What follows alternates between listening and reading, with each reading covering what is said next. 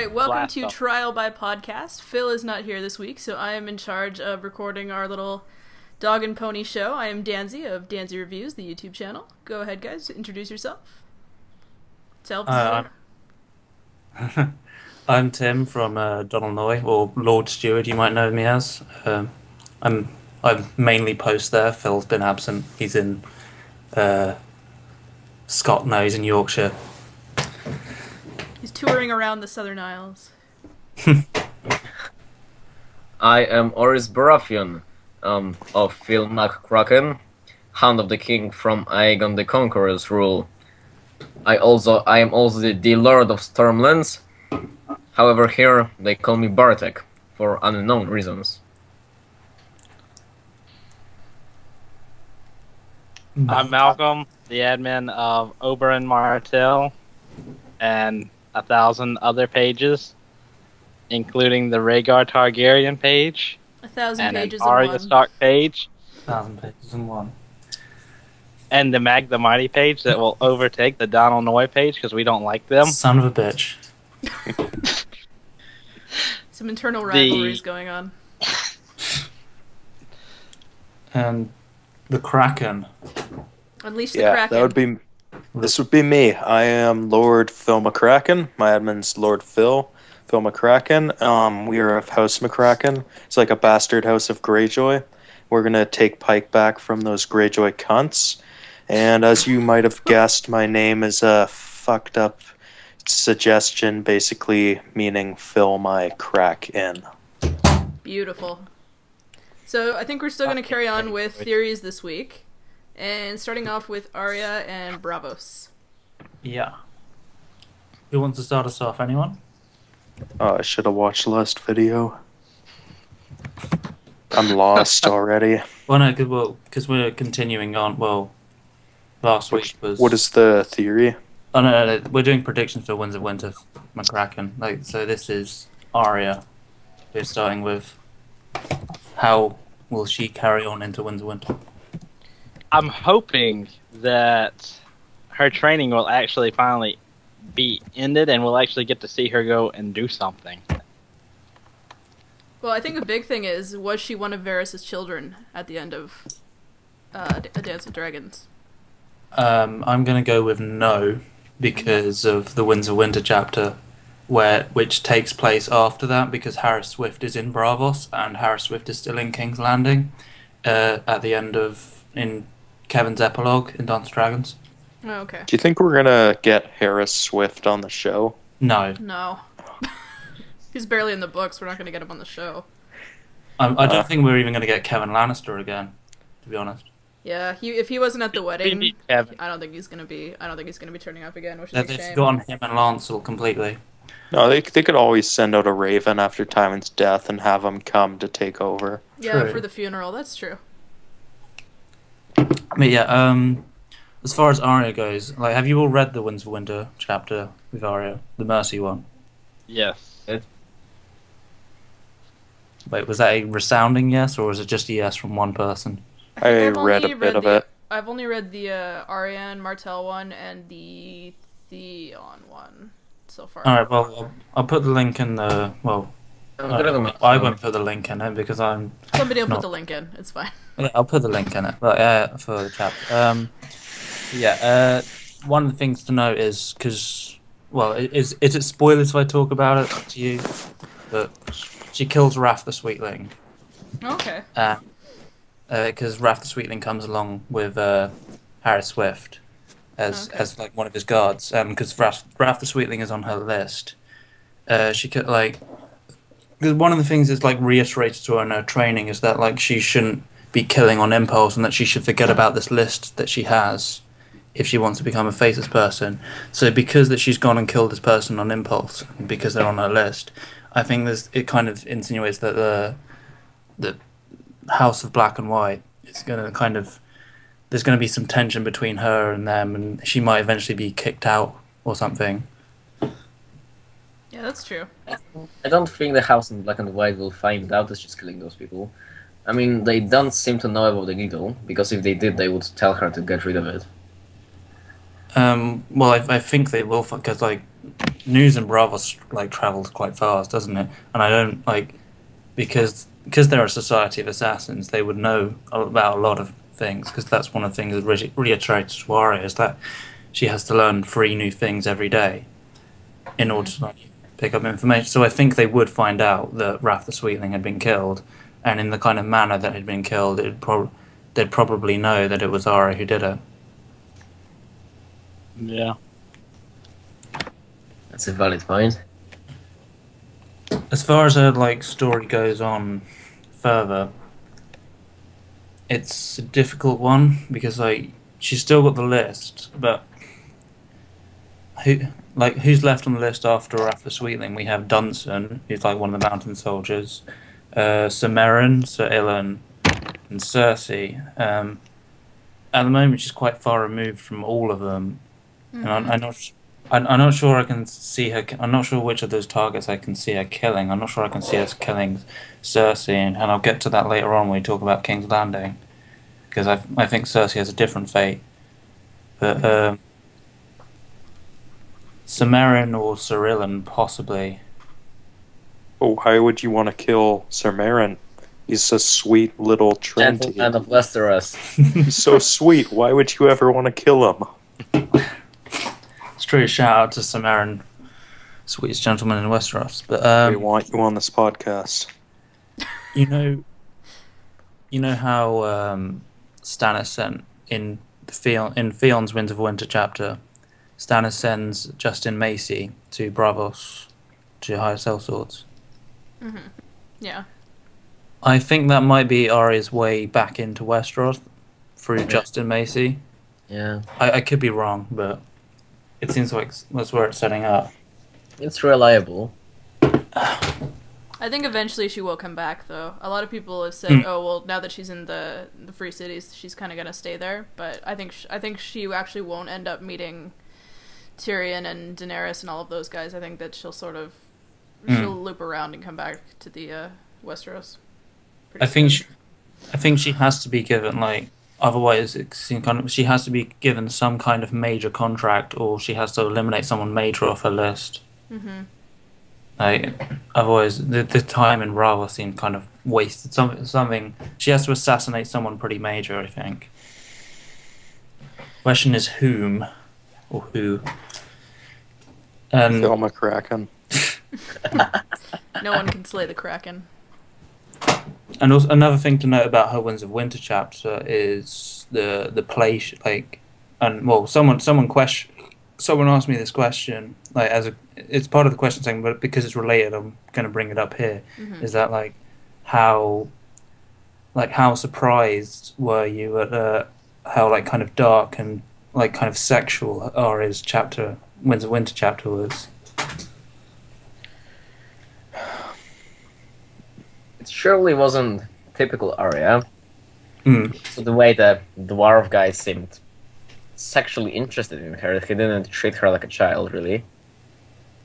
Well, it was quite disturbing for me because like she kept talking about rape and being like because like Rape today. like I am Mercy and I will be raped today. yeah, and I'm late for my rape. It wasn't a real rape because it was in a mama show, but yeah, she kept saying it was late, and that was kind of disturbing from Arya because Foreshadowing. Arya is a character who's never kind of been sexualized at any point in the series, so it's kind of quite shocking, like to read that. Well, if Alex Graves could have read that, he would have just been pulling down his pants immediately. I have a question. The Mercy chapter. Yeah. Either I'm not remembering it correctly, or the wiki is a little off.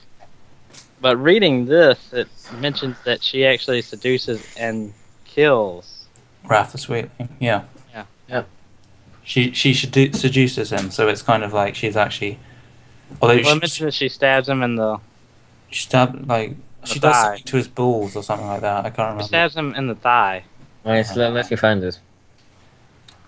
But yeah, it's she does it as mercy, but it's still quite weird to kind of see sexual behavior from Arya. and like kind of seducing and stuff like that. It's weird for me. It's quite jarring. I wouldn't say like it's out of character after her Faceless Man training, but it's quite jarring. Yeah, no, I'd agree with that. But yeah, and the play, the Mama's play she's in is actually like I heard it's actually kind of a mockery or an allegory for like Tyrion's time as Hand of the King, and that Arya is actually kind of playing the part of Sansa in the play. But Interesting. as far as Arya's like endgame goes, what do you guys think? I think she'll kill. I mean, I agree. I think she'll kill somebody important. A lot of people have suggested that maybe she'll end up having to kill Littlefinger. I think that'll be Sansa. Well, I just mean not just. I just mean that like she'll have a contract to go kill him, and whether or not she actually succeeds, that's how she'll end up back in Westeros. I mean, Phil posted a character analysis on Arya. Well, I posted it for him because he sent it to me, and because he can't upload yesterday, and like it included part about because Arya's becoming more and more psychopathic. She's becoming more and more kind of. She's lost herself for sure. Yeah, she's lost no herself. longer the 9-year-old kid who's the little tomboy girl that we met in Winterfell all those years ago. She's quite ambivalent to killing. Yeah. And like Phil said something about how like because a lot of people view her as badass, and like he wonders if like that perception will be changed when she comes back and has contracts to kill maybe more of the likable characters. Yeah. No, it'll be interesting. I think she'll play a big part for sure. I don't think that I don't think that she's just faded off into nothingness. She's gonna come back in a big way.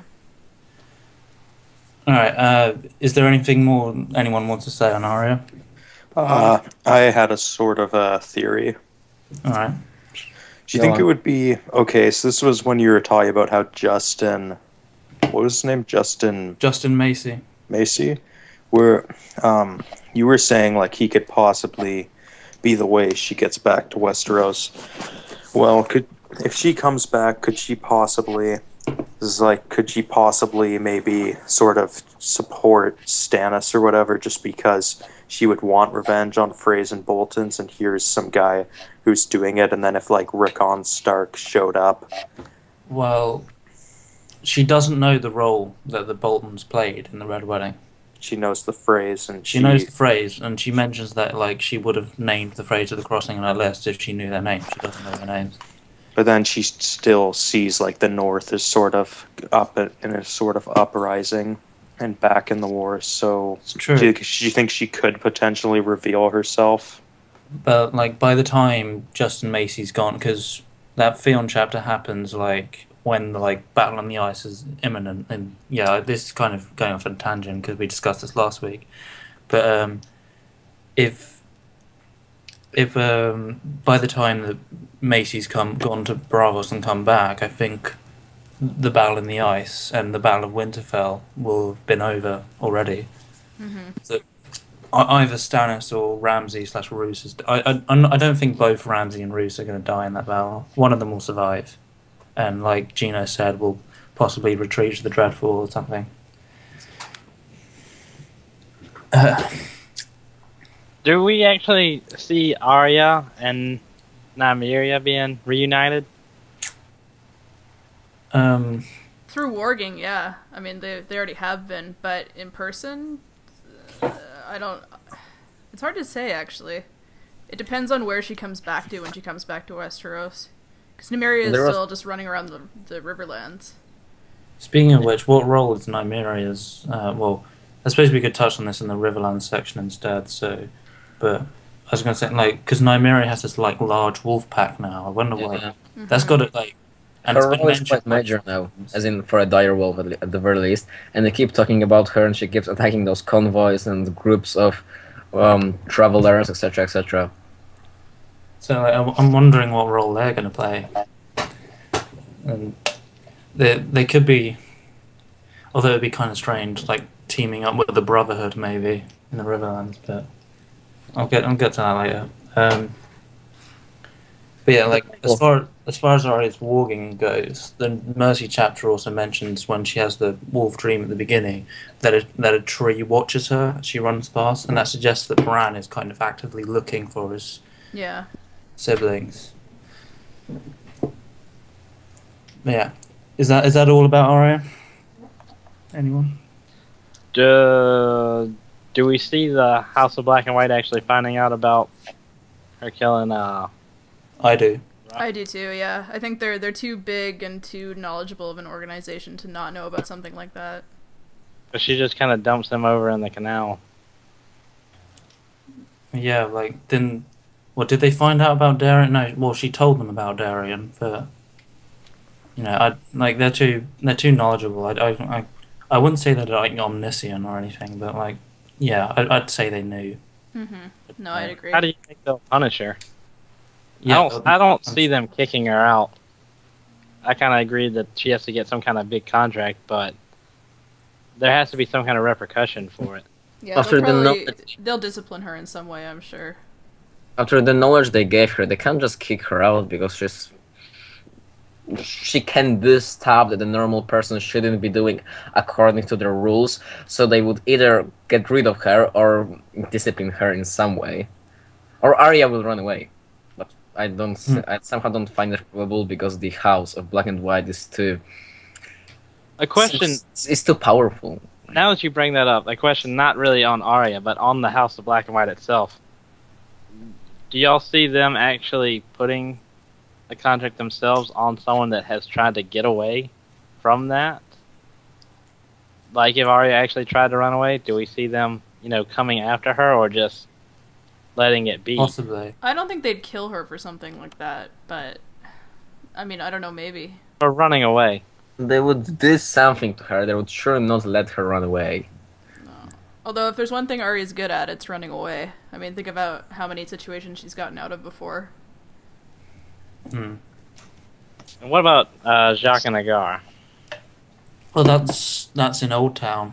So, well, I'm not sure. Wait, Old Town's just before Riverlands, and that's quite far down. But if it was him in Old Town, it's not specified.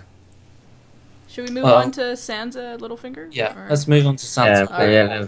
If you like, Elaine Stone. Because we know there's a big controversial chapter that is rumored. What do you guys think that's going to be? I have a few theories on this. It's either Sansa, like losing her maidenhead, or Sansa does something like killing Sweet Robin or something like that. I don't know. It's controversial, like for Sansa, suggests kind of her loss of innocence, maybe. What I see is like the return of the Starks, because they have this fake Arya there that everyone think that, well, the people think it's Arya to give the Boltons claim over the North. Then Davos is looking for Rickon to bring another claim to the North, and then Peter is trying to reveal Sansa as the heir to the North, another one. So it's gonna, who's the actual person that has the claim over the North. Is the marriage with Harold Hardyng? Is it Harold Hardyng? I thought it was Harding. That's how I was pronounced it in my head, but I don't know. But is that actually going to go through? What do you guys think? Maybe she'll kill him on their wedding night. Who knows?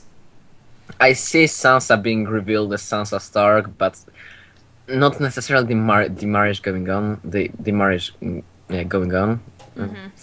I just don't see it. Ultimately, I see it. Well, I've had this theory for a long. I'm sure the rest of you are familiar with this. Is that because Littlefinger is obviously teaching Sansa how to play the game, how Littlefinger will eventually be. Sansa will eventually be the one who outsmarts Littlefinger and outplays him. Do we think that'll happen this soon?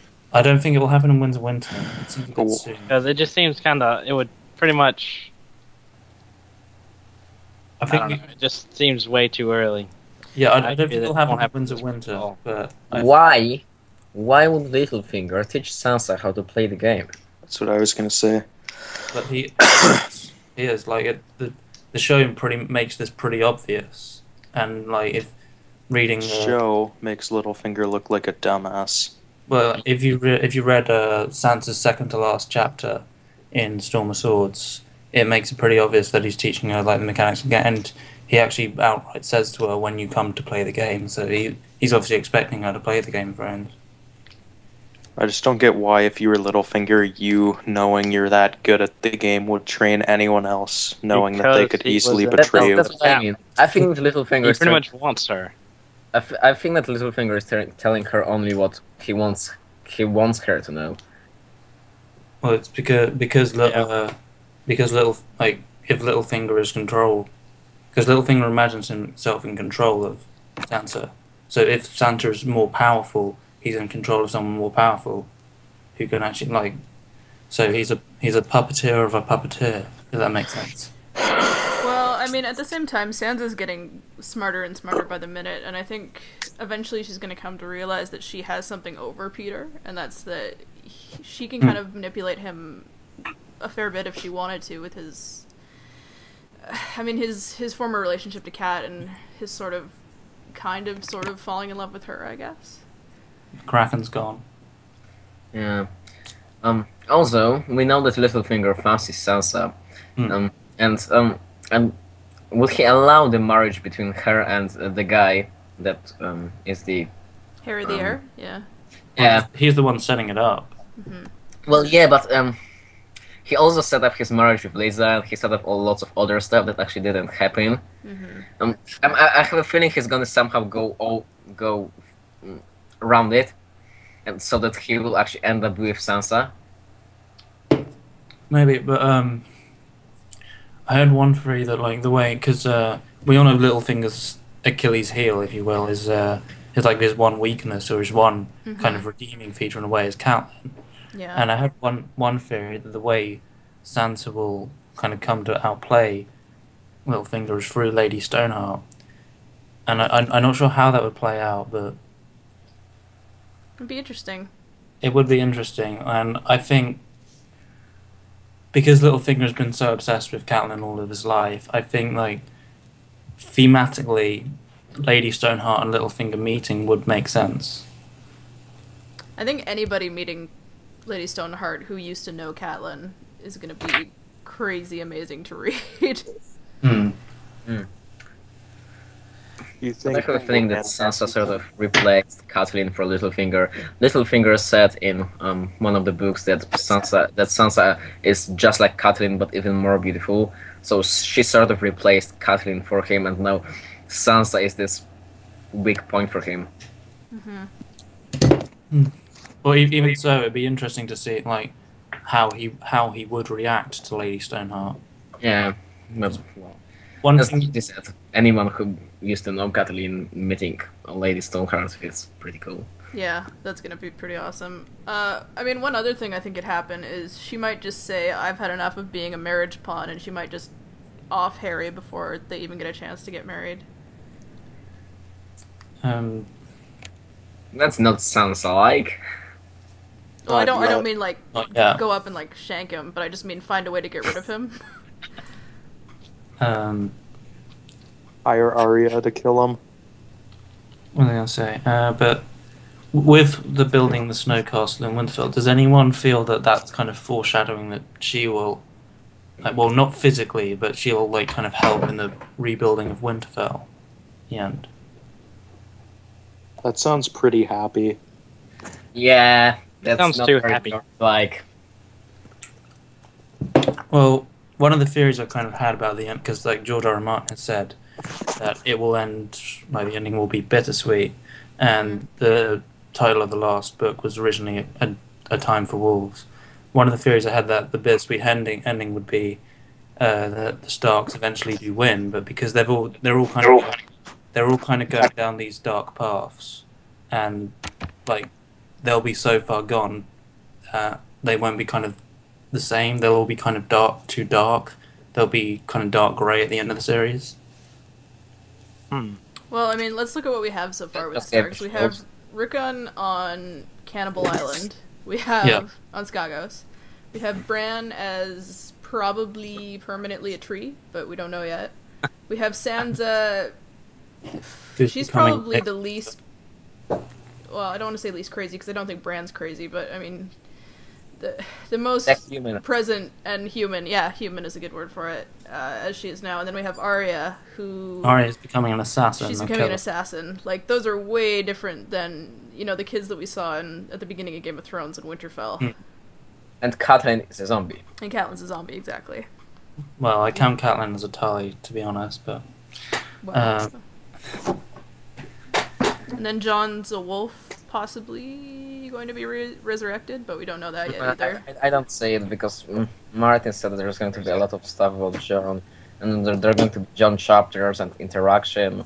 So, How messed up would that be just to eliminate Jon and pretty much, make him work in the Ghost and that can't be his ending? Especially with so many unanswered questions. It's not going to be his ending. Feasible to think.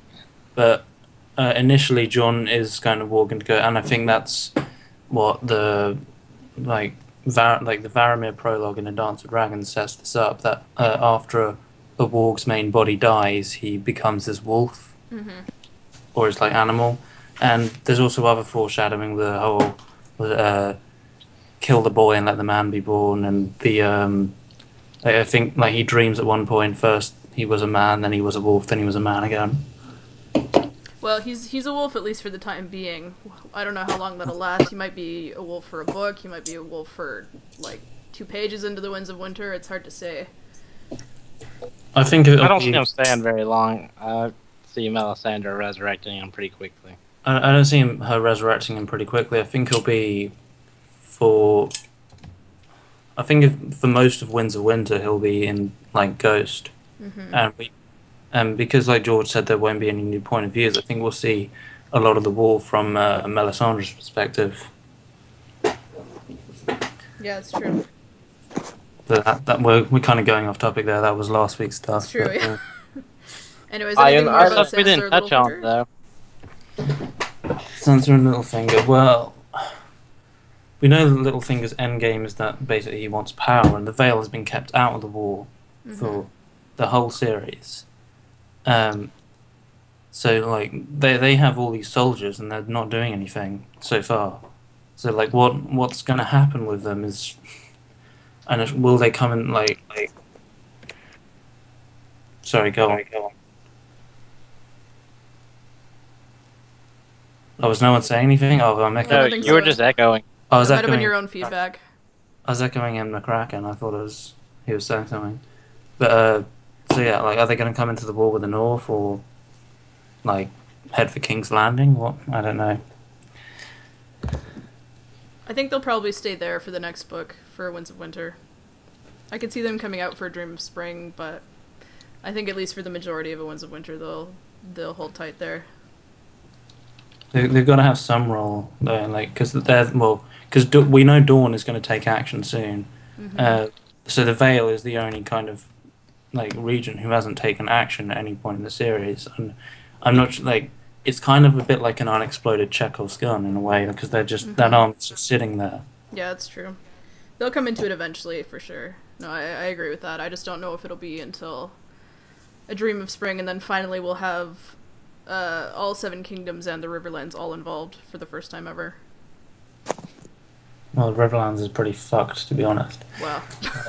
But I mean, they have been involved so far. Yeah, whether it'll be Sansa isn't a military strategist, so whether it'll be her decision to go into the war, and which side to be on, or whether it'll be Littlefinger, I'm not sure.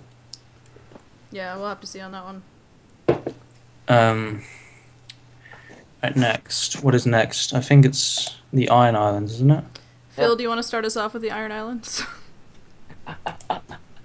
Were you talking about the Iron Islands last week? No, we weren't. Weren't. We saved it just for you. So it's Euron and Euron is Dario.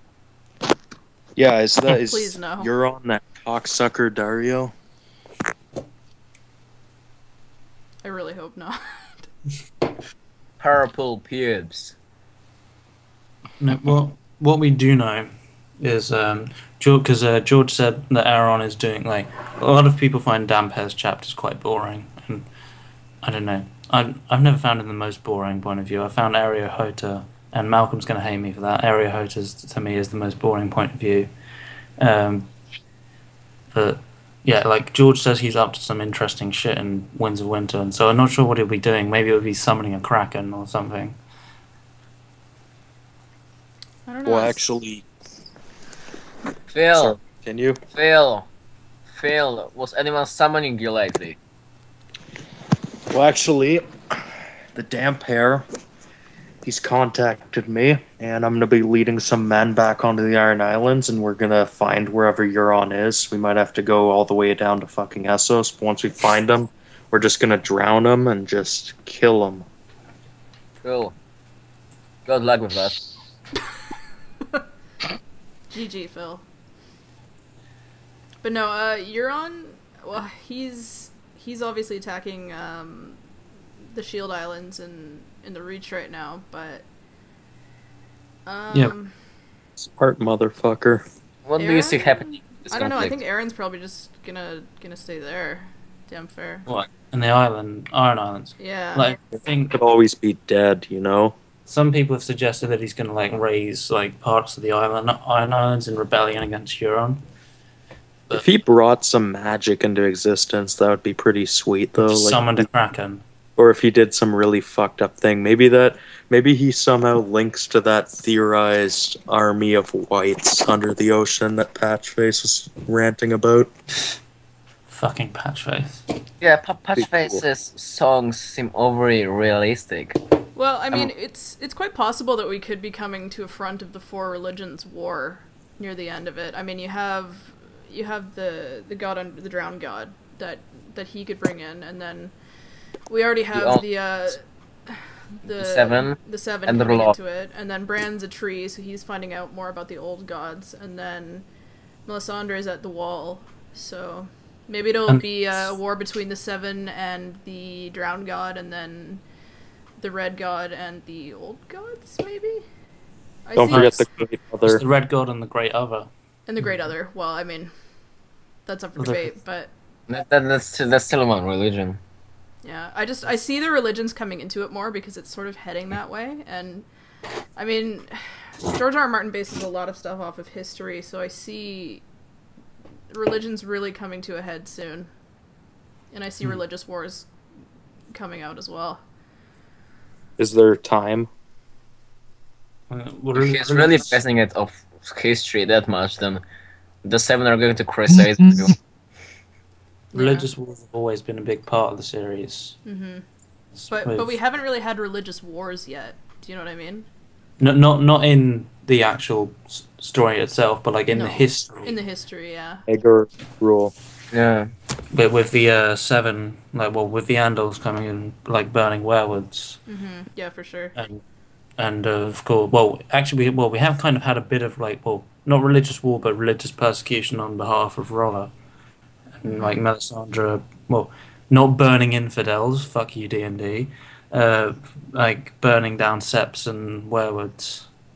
Yeah, the religions are getting less passive for sure. They're getting more aggressive.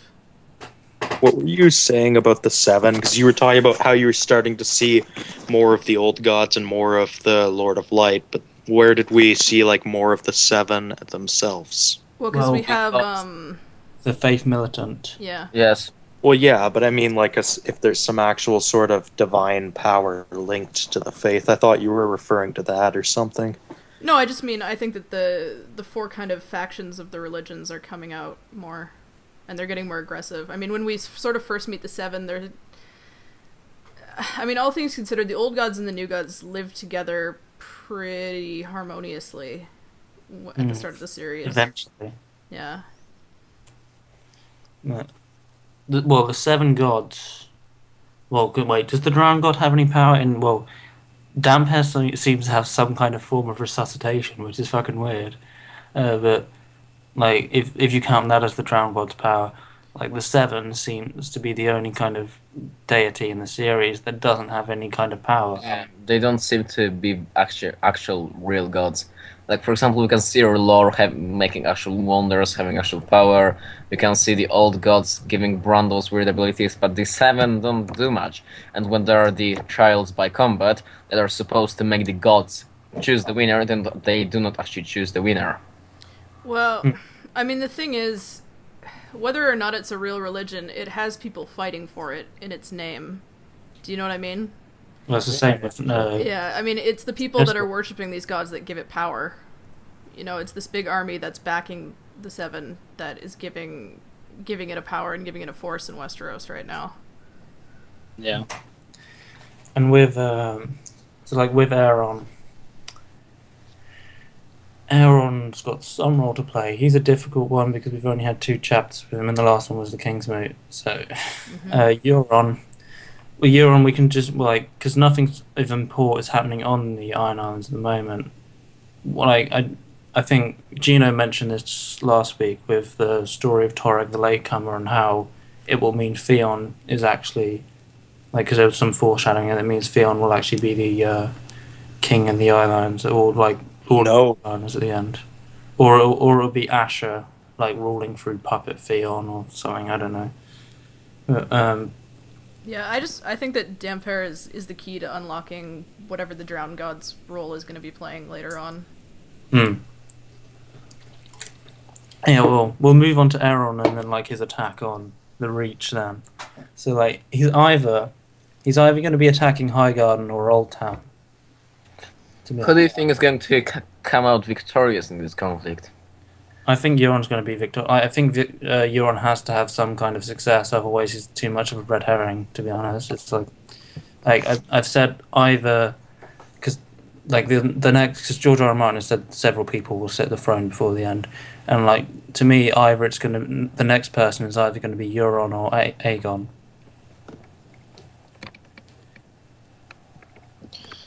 Yeah, that's a good point, actually. It's you could see them coming to a head soon because Euron's coming in from the west, and then Aegon's going to be coming out through the Stormlands in the south. So they're kind of both. They might intercross pretty soon. And then Stannis is coming from the north. Well, he finally crushes the infidel Bolton. No, I just mean Euron and Aegon are kind of their end goal, even though they're both making respective stops at Highgarden and Storm's End. They're both heading towards that same point, which is King's Landing. Well, we don't really know Euron's end goal. He's introduced in Feast for Crows, and he's still very much of an enigma. It's true. Does Euron have any redeeming qualities? Because Aeron says he's a godless man, and Euron responds with saying, "Well, no, I'm not a godless man because I've been to all over Essos and I've seen all these gods and I pray to all these different gods. So you know what he can. He's a very pious man, you could say, in a way. I don't know. If he wants the throne, but would he actually think that he could be a good king, or would he just do all this fucked up shit and be a complete tyrant? It almost seems as if he's some one-dimensional villain in a way. Well, I kind of want him to be on the throne because of that, because it would be just to see all the fucked up shit he would do, and because it would be interesting, kind of. I don't see him as a one-dimensional villain because he's got this kind of enigma to him, and I think because there've been theories that he's going to attack Highgarden, and other theories that he's going to attack Old Town. And Highgarden would give him power. Highgarden's. Oh, sorry, I was in. No, that's okay. No, go ahead. Okay, Highgarden's more protected, but I think because I've mentioned this before the video we started recording that how there's a theory that the faceless man, that he hired a faceless man to kill Baelor, and that faceless man is Jaqen, and because there's theory that Jaqen is in Highgarden, because the description of the alchemist matches completely what Jaqen changes into in Clash of Kings, and that Euron might have hired him for an extra job in Old Town to find secrets or something, and that Euron might be attacking Old Town.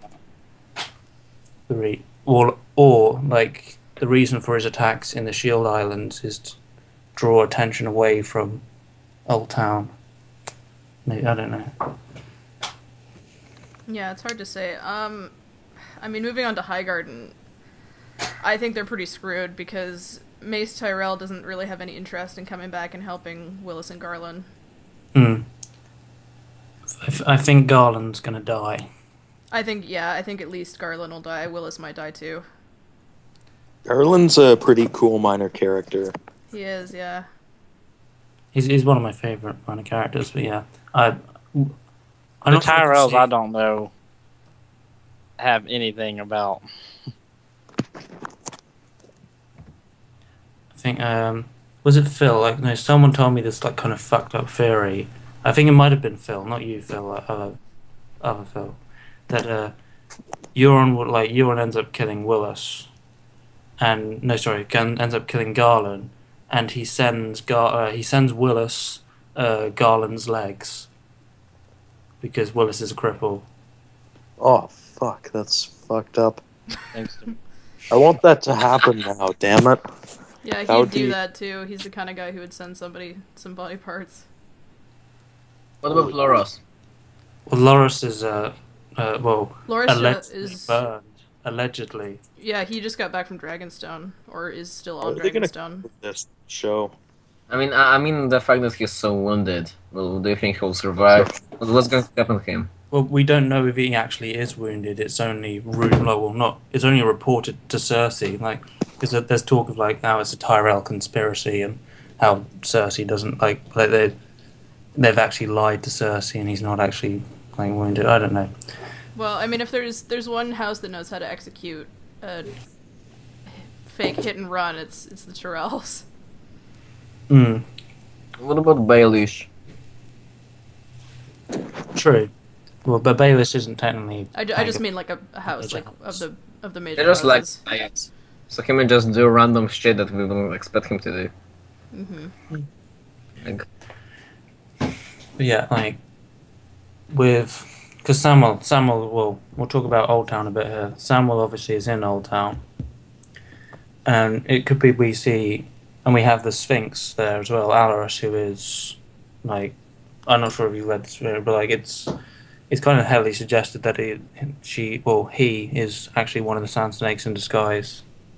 Mm-hmm.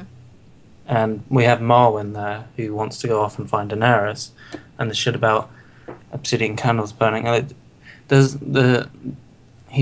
George suddenly brought in the whole Old Town conspiracy in Feast for Crows, and it's kind of difficult to see where it ties in with the whole story. yeah. Tim? Yeah. So remember how what was it, the other day we were actually talking about, this was just something that was really kind of annoying me. So when Euron takes over and then just immediately attacks the Reach, like where the hell did he get all those ships and men? Like why the hell are there more Greyjoys than before?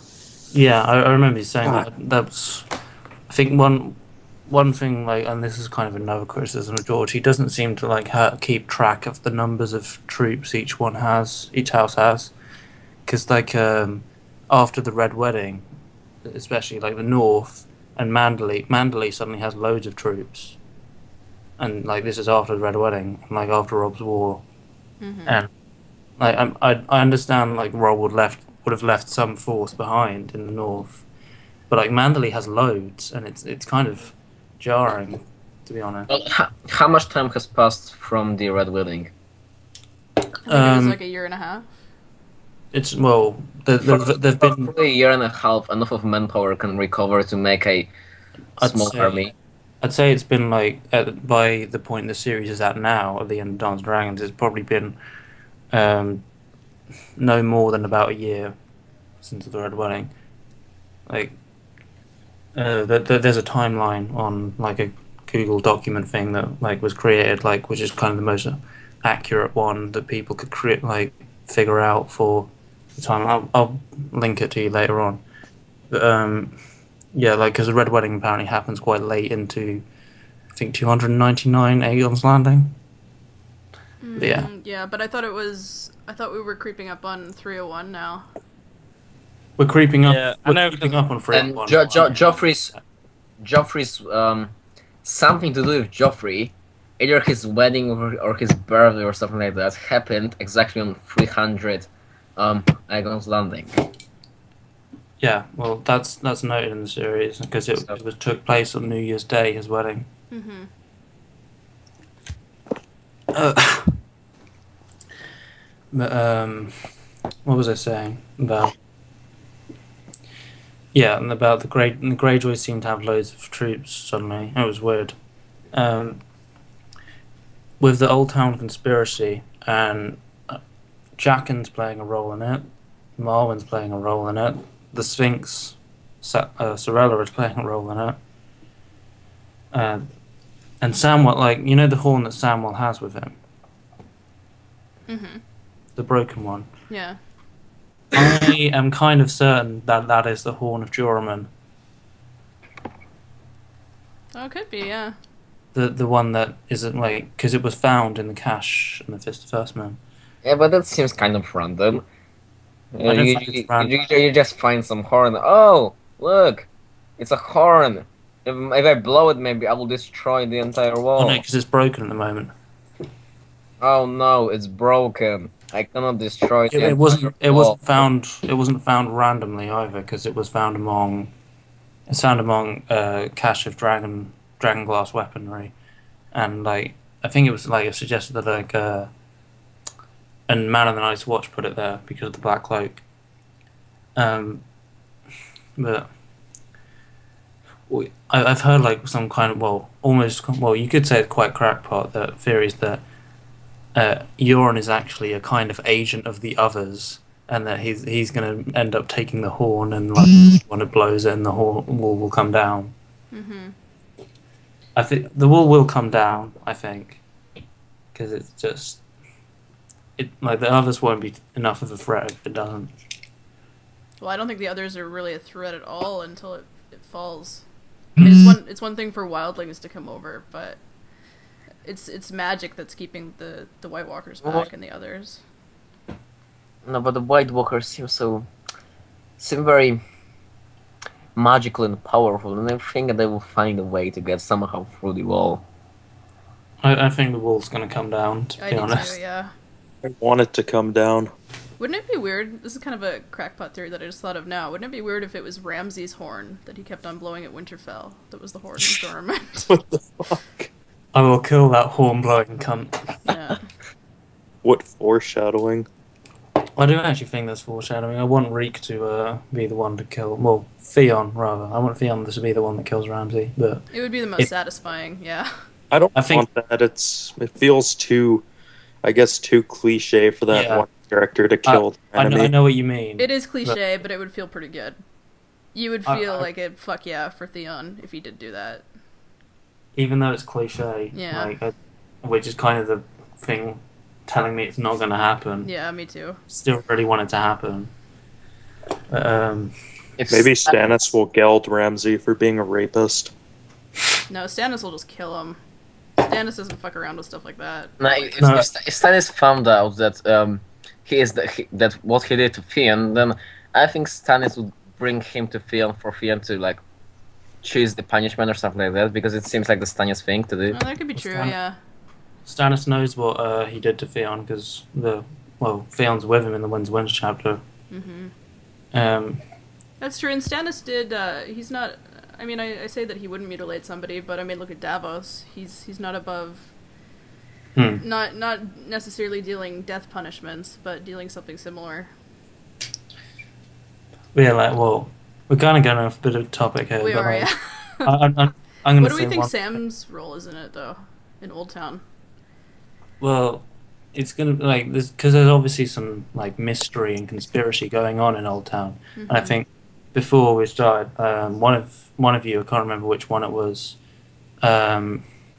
mentioned about how it was the Citadel that actually killed off the dragons. Oh, interesting. The Bartex? Was that Bartek who said it? I found that no, section on it. But yeah, like they killed off the dragons with like magic and stuff like that. I'm not sure, but I mean, yeah, it seems probable. like Because they were talking that, that we don't want the dragons to come back, and the Citadel made them die out or something similar. Well, they died out in A Dance with Dragons. I mean, not the book, but the event, The Dance with Dragons, that happened. I think it was like a little over 100 years ago. But I mean, it would make sense that maybe they had a hand in that, because it seems weird that the dragons would just kind of all die out all at once. well, no, it wasn't just because of the Dance of Dragons. Like as time went on from the like conquest onwards, the dragons like became more and more weak, and they were getting like yeah, they were being born smaller and smaller. Maybe they were feeding the dragons moon tea. Tyrion in his chapter was describing the ways that dragons can be killed, and he was describing that they cannot be killed through their mouth because the only thing that comes death comes out of dragon's mouth, but it doesn't come in, and the only way to kill a dragon is through his eye. And it doesn't seem like a very magical way. Don't they say like isn't it said somewhere in the series that weirwood arrows can kill dragons? I don't Not that I remember, but that would be really awesome. I don't know. I swear it's somewhere in there. Like I'll look it up. And we know that one of the dragons has been killed by a bolt into his eye. As far as I have a list of some of the historical dragons brought up. One of them was just killed by riots. Really? Riots in King's Landing killed Dreamfire, which was Princess Rhaena Targaryen. That was. I'm trying to scan through it and see. Jahara Targaryen had a dragon. Morgul also killed in the riots during 130 AC. Well, I mean, I think that kind of stuff proves that the dragons really are quite mortal. And a lot more mortal than people think, really. So, I mean, I don't know, if there was one company that, I don't mean company, I just mean, like, group of people that could find a weakness for the dragons, it would probably be the Maesters. Because they have knowledge of magic, but also the practical things that would be able to do them in as well. As far as Samwell goes, Samwell is not gonna like because of like how like fast paced the series is going, and like because we only have 2 books left. Sam is not going to become a full-fledged maester by the end of the series. Yeah, apparently. No, I don't think he is either. He's gonna get caught up in something else. Yeah, the mysteries going on in Old Town, and well, he might even be involved in like the whole not involved as in like helping them, but like against them. The Greyjoy attack on Old Town. He might be doing some detective work in the next book. He might be pulling Sherlock, yeah. Well, you never know. I mean, he's a pretty smart guy. He could figure out stuff like that.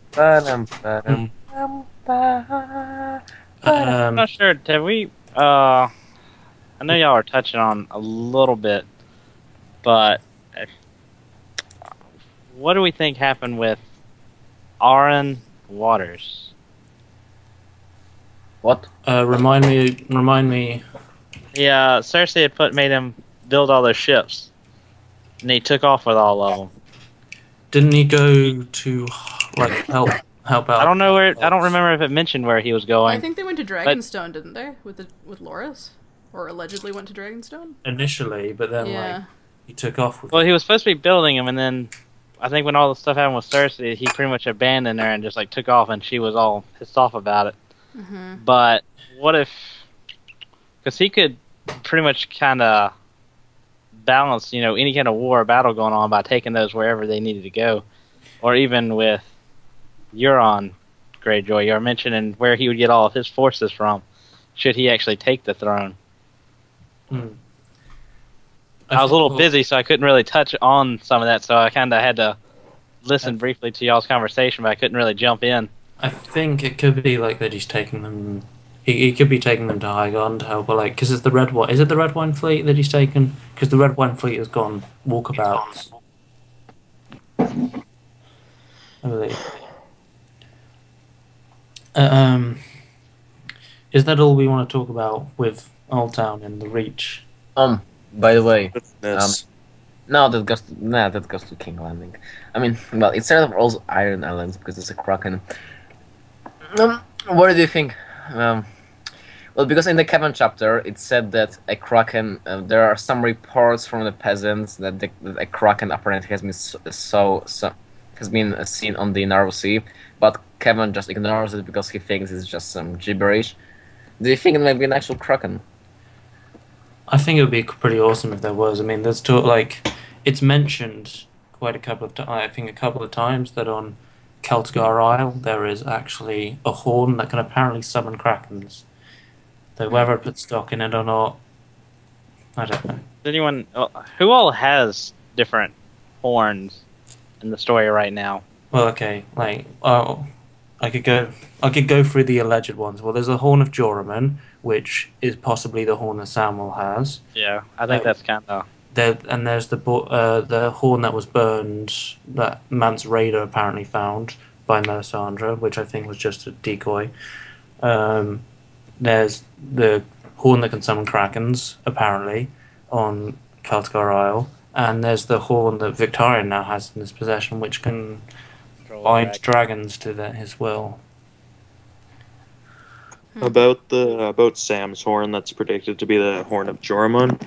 Well, just another thing that would, I guess, be in the favor of this theory is, so it's in the cache of obsidian weapons that are presumably left there by a man of the Night's Watch. And the fact that this horn is, like, cracked and hidden there. Well, first of all, if someone found the horn of Joramun, they would want to hide it.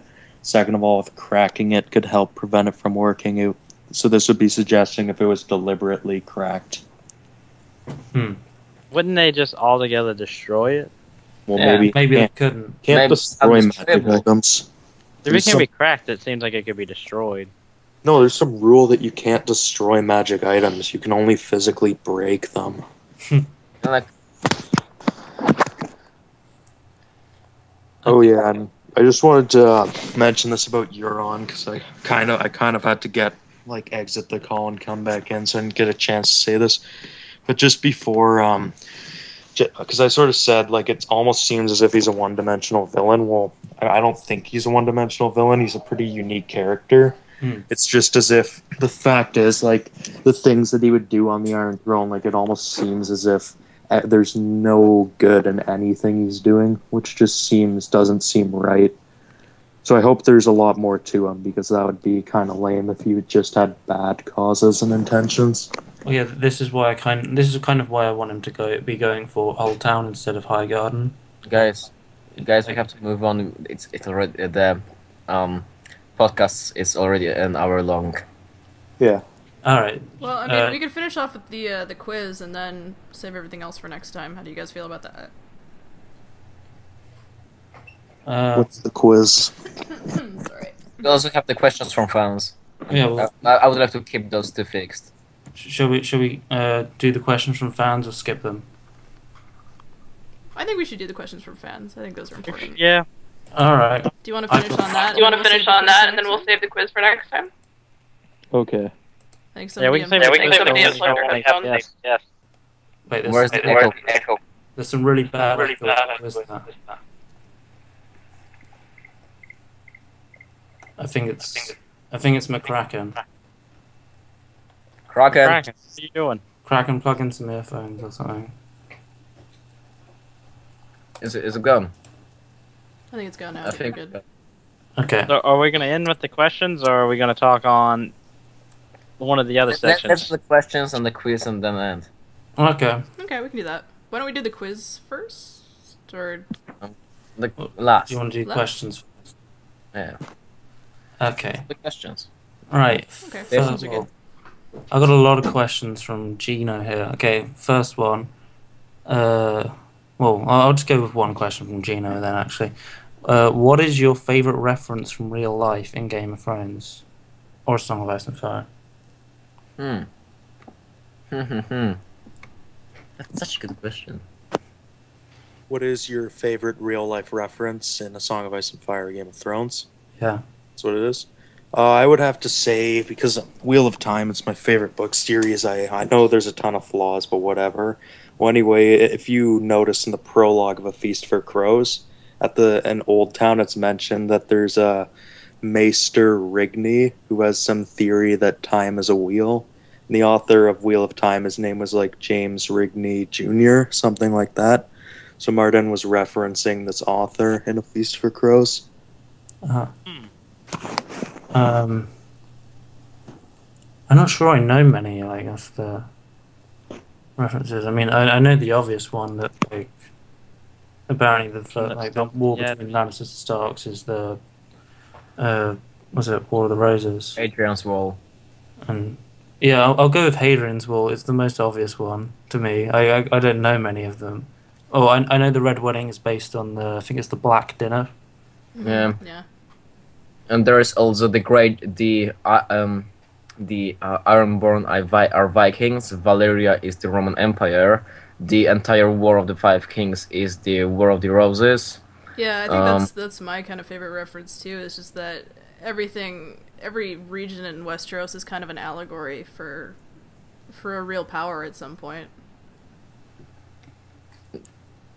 Okay, shall I go? Shall I have another question then? Yeah. Where do whores go? Go to the amazing Where Do Whores Go Facebook page is where they go. Check that out. I love that page. I know, I do too. I'm thinking Bravos. Maybe what Tysha is, with the whole theory of her being the Silver's wife. I'm thinking they emigrate to the UK and then live with benefits. Oh, we don't have any prostitutes here, Whoa. which is a shame. But I got a pretty crackpot theory.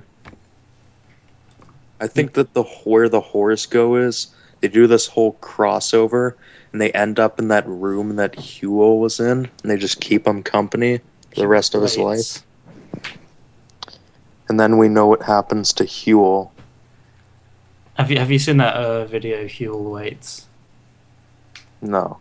Oh, it's like an hour long of just like him sitting there, and then like camera angles changing with like relaxing music in the background. I'll send that to you. But okay. What came first, the chicken or the egg? The egg. I mean, it depends on the definition of egg, because an egg. If an egg is an egg given by a chicken, then the chicken came first. But if an egg is an egg that contains a chicken, then the egg came first. It is because as the chicken evolved, the chicken's ancestor made an egg, and a chicken came from this egg. So the chicken egg came first. However, if an egg is an egg given by a chicken, the chicken had to come first to give this egg. So the basic answer is it depends on the definition of egg. I think we'll just go with his answer. I think I would say that the eggs come first because chicken is always just like it's almost like an extension of the eggs in a way. It's a really delicious treat. I'd also go with the egg because egg seems more like an egg containing a chicken rather than an egg given by a chicken. The eggs produce the thing that allows the chicken to make more eggs. Okay. All right, next question. Next question. How long do you think Roose was planning to portray Rob? Can I start this one off? Never mind. That was my post. This one came from Gino. Like that. I think ever since the Red Fork, or like starting out the Red Fork, that's how far he was portraying. Like, because I think that with the whole stuff in Ramsay happening in Clash of Kings, I think it's like there's theories that it happened on Rooster's orders, but like I think Ramsay Ramsay burning Winterfell, that wasn't planned. That wasn't part of the plan. I think Ramsay kind of acted on impulse there. Yeah. Mm-hmm. Bruce, well, he could have always just made. Well, he did make some shit up, so he could have always done that just off of a prediction. He's like, okay, if something turns around and Rob starts winning, well, I'll just fall back on that theory that Theon did it. Over it. And wait another 50 years.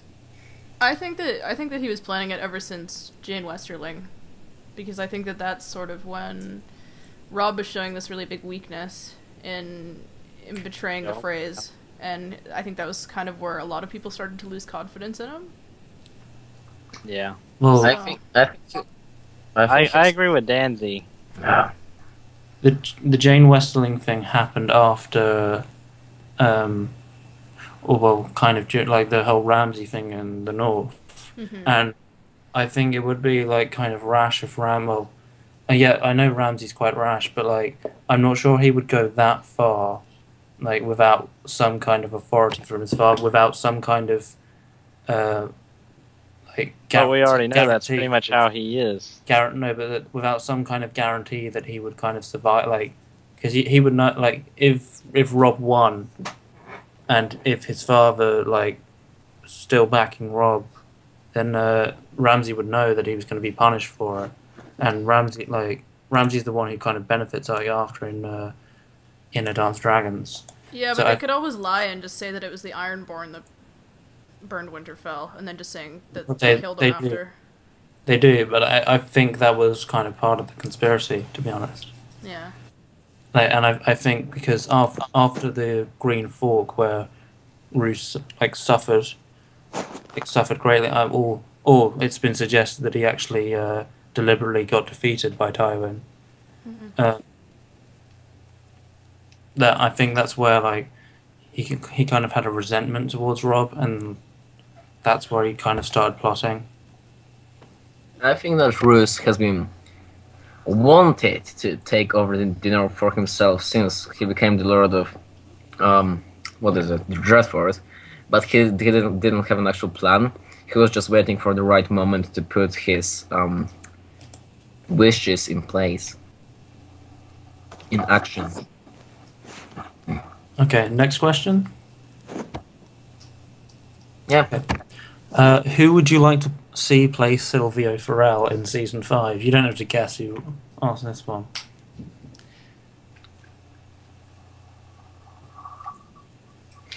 Anyone? Silvio Farrell. Yep. Who would you like to see play him in season 5? Phil Mckraken. That's the spirit. Nicolas Cage. Kim Jong-un.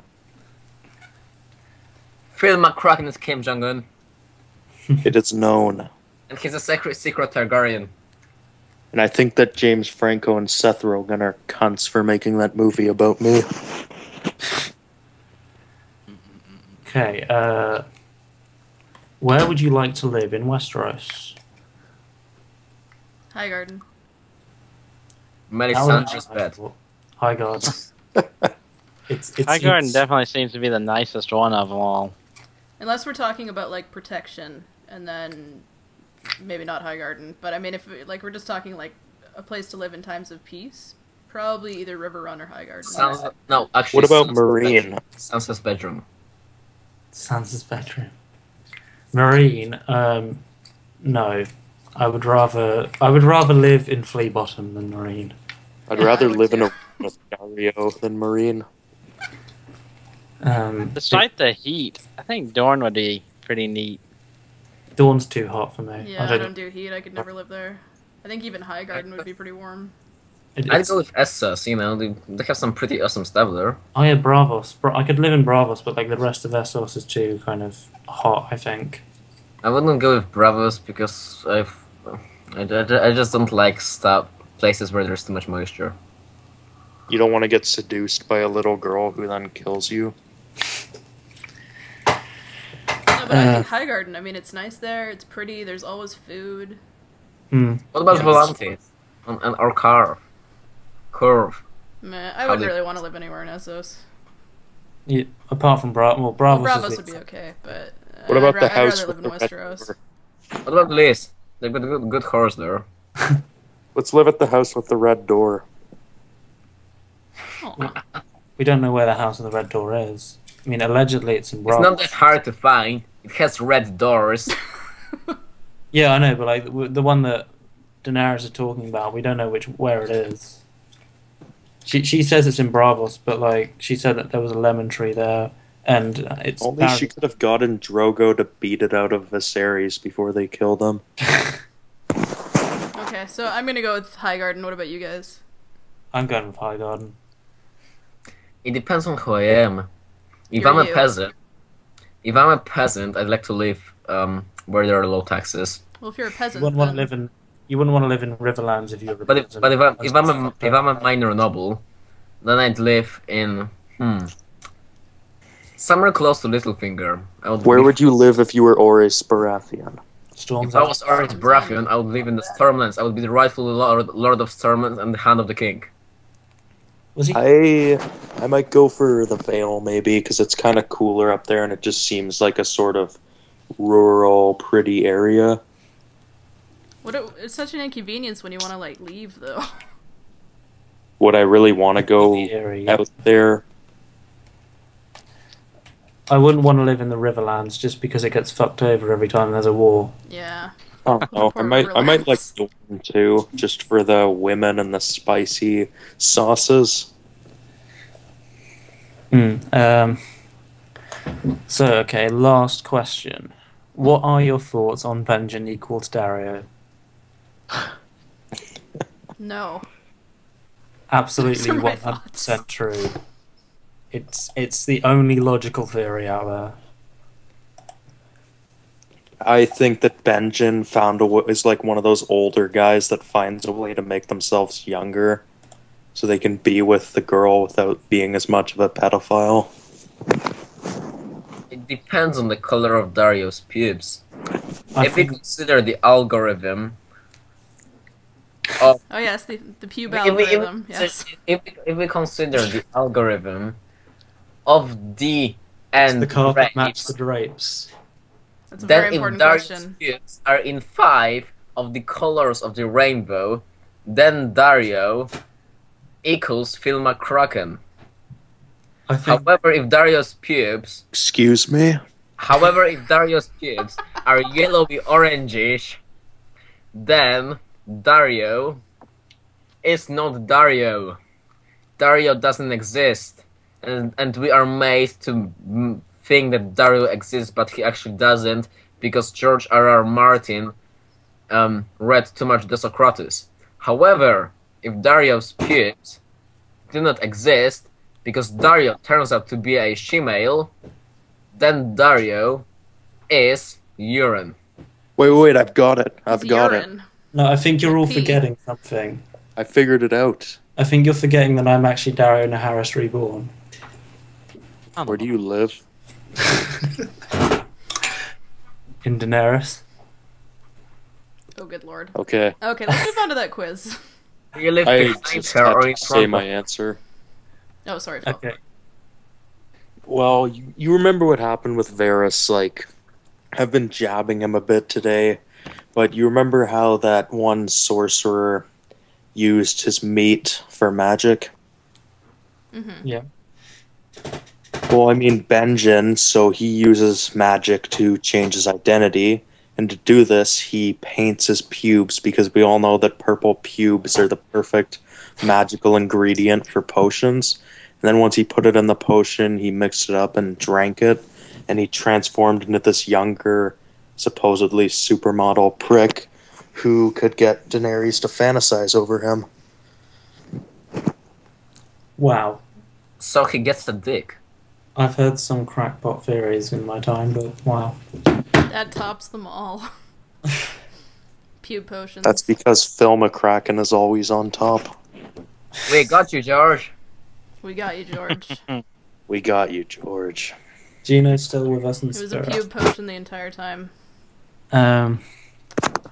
Okay, so the quiz. Who wants to read it out? Shall I read it out? Okay, I'm gonna measure the time, and We're okay. We're at 1:15. wait, and who's gonna answer the quiz? Because we Mckraken. don't It's guess. got to be Kraken. Okay, Kraken. So who shall be asking the questions? I will. Okay then. 3. Mckraken, you have to answer the questions as fast as you can. And then you Can will I be... ask a question? Huh? Can I ask you a question to start this off? No. There will be no Why questions. the fuck are you timing me? Huh? Because we're Why gonna the fuck we're are gonna you have a timing? leaderboard of sorts. Yeah, we're gonna have a leaderboard. So yeah, you will be timed on it. Answer the question as fast as you can, but also make sure 10 it's questions. correct, because like correctness of the questions is more important than the time you do it. So for example, a person that answers 10 questions out of 10 in a minute is going to be better than a person who answers 9 out of 10 questions in 50 seconds. Questions. We'll work out the Yes. schematics of it later. Okay, so Tim, do you have the 10 questions? Yep. Okay, in 3, 2, 1, go. Question 1. What is the name of the first character to die in a Game of Thrones? Shit.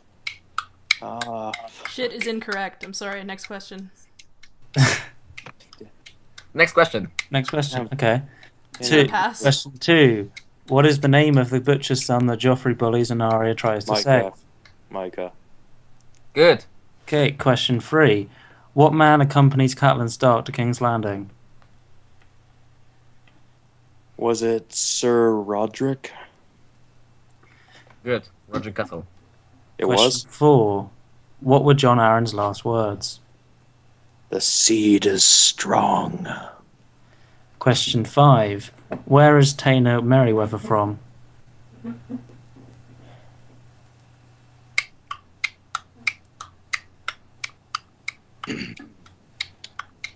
Next question. Number 6. What? Fuck, I can't even pronounce that. Taena, like, Myrish Swamp, that shit. Okay. Question 6. What is the name of one of Daenerys' murdered niece and nephew? Can I say Aegon? Yeah. Question 7. Who is named captain of the City Watch after Robert Baratheon dies? Sorry, can you repeat that? Who is named captain of the City Watch after Robert Baratheon dies? Was it Janos Slint? It was. Fetch me a block. Question 8.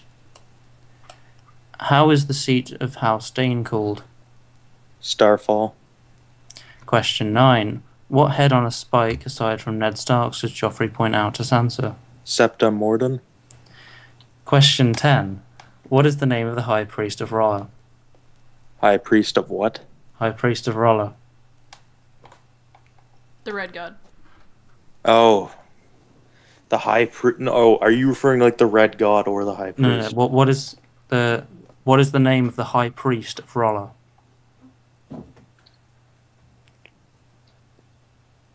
I can't recall this, I'm afraid. It's probably something I'm fucking aware of. I just can't think of it. Okay, we'll pass that one then. What was it? I don't know. I don't know what it is. Bartek wrote the question. I think it might be Bonero or something like that. Bonero. Might be Bonero. Oh, like... Oh, I know who you're talking the about. person who was the High Priest, or... Okay, so we just answered all those questions. Well, and Bartek dropped the call. Bartek just fucking dropped. He was so mad because you beat his time, Phil. Yeah, but I got 8 out of 10. Yeah, you got 8 out of 10. We don't know how. We don't know on the time because Bartek's just fucked off. Well, remember, as Alex Graves says, quantity over quality. I'm so proud of that cancerous post in a fucked up sort of way. Well, I mean, I hate to finish it off without Bartek saying goodbye, but... Yeah, so next week we tried to finish off. We tried to finish off Winds of Winter this week. Apparently, we didn't manage it. So next week we'll continue with Dawn and the Riverlands and. Dawn was like the biggest part I was waiting for. Well, we can do that next week. All right. Riverlands is quite a bit. And I apologize for my lack of speaking this time. I had a conference call from work pretty much come through, so I was like, I had to pause it and then jump on that. Okay. All right. Well, should we say goodbye? Yep. Wait, Bartek says goodbye. I would just like to tell all of you that you can be assured that our commentary on the Winds of Winter will finish before the Winds of Winter comes out. Oh, definitely. Maybe we should measure time in like before A Song of Ice and Fire and after A Song of Ice and Fire. In what way? Yeah, I got you. Well, someone said we should measure time as before Film Mckraken or after Film Mckraken.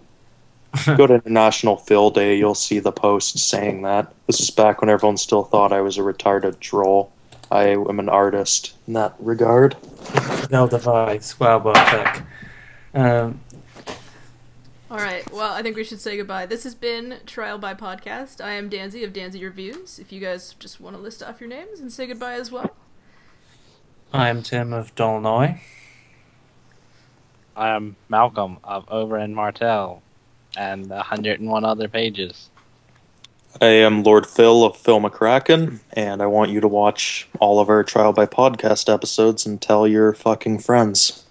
Kraken sucks. And, And Bartek and Phil cannot be here, unfortunately. And our guest. And our guest. Anyway, see you next time, guys. Farewell.